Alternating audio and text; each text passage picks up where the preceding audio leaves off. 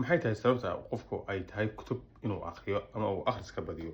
Jawaabtii ugu wacnayd ee aan su'aasha laga bixiyay ee aan arkay waxay ahayd qofku haddii aan wax akhrinin waxa uu noqdaa keliya maskaxdiisa quudka maskaxdiisa keliya wuxuu ka yimaadaa bii'ada ku xeeran.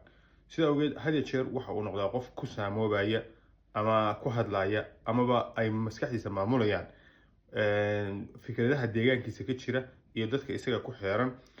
sida awgeed ma keeni karo ama ma soo bixi karo ama ma la iman karo fikrado ka baxsan fikradaha waaqiciisa jooga.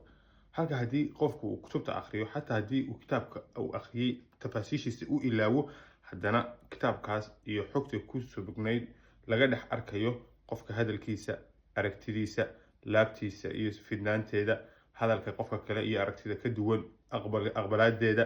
wuxuu noqonayaa qof dadka uu deegaanka la wadaago ka faana dheer, meesha ay wax ka arkayaan meel fog ka fog wax ka arkaya, hadallada ay hayaan iyo sheekooyinka ay wadaagaan wax ka ballaaran oo ka qiimo badan ku hadlaya, waxa markaa meeshiisa lagu hayana wax ka durugsan hiigsanaya.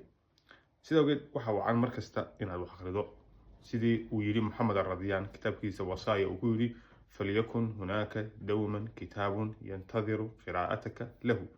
ha jiro had iyo goor kitaab sugaya adigu inaad akhrido.